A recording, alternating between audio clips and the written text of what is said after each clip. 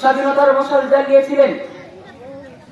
এই মশাল স্বাধীনতার আগুন বিকিরণ শুরু করলে অন্যরাও এসে আন্দোলনে সামিল হয়। সম্মানিত শ্রুতি, বলা হয়ে থাকে 1857 সাল থেকে স্বাধীনতা আন্দোলন শুরু হয়েছিল। এই কথাটি সম্পূর্ণ ভুল।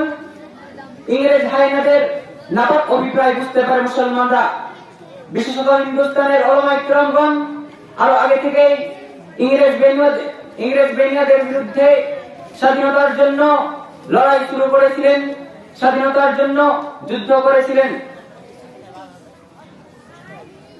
1757 সালে নবাব সিরাজউদ্দৌলা 1799 খ্রিস্টাব্দে মহীশূরের সিংহ টিপু সুলতান তিনি ইংরেজদের স্বাধীনতার জন্য যুদ্ধ করতে করতে শাহাদাত বরণ করেন।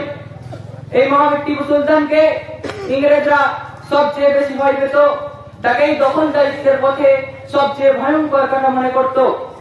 এই জন্যই মহাবীর টিপু সুলতানের যখন মৃত্যু হলো, তখন ইংরেজ রক্ত পিপাসুরা ঘোষণা করে উঠল যে আজ থেকে হিন্দুস্তান আমাদের। পরবর্তীতে 1803 খ্রিস্টাব্দে বিখ্যাত আলেম শাহ আব্দুল আজিজ তিনি ইংরেজদের বিরুদ্ধে জিহাদের ফতোয়া দিয়ে উপমহাদেশ থেকে দখলদার ইংরেজ বিতরণের মূল ভিত্তি তৈরি করেন। তাকে দখলদারিত্বের পথে সবচেয়ে ভয়ঙ্কর কথা মনে করত। তার ফতোয়ার কারণেই ইংরেজরা সমস্ত হিন্দুস্তানে স্বাধীনতার মহাজাগরণ শুরু হয়েছিল।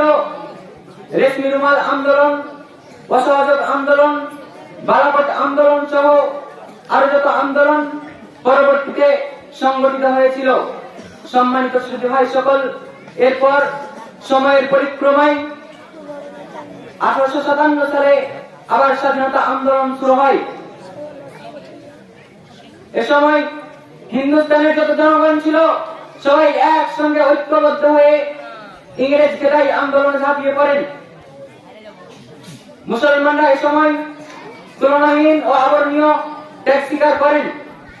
হাজারো মুসলমান ওলামা ইকরামগণকে ফাঁসিতে ঝোলানো হয়, গ্রেপ্তার করে কারাগারের অন্ধকার প্রকোষ্ঠে নিক্ষেপ করা হয় এবং ইতিহাসে সবচেয়ে জঘন্যভাবে তাদের ওপর নির্যাতনের স্টেইনরোলার চালানো হয়।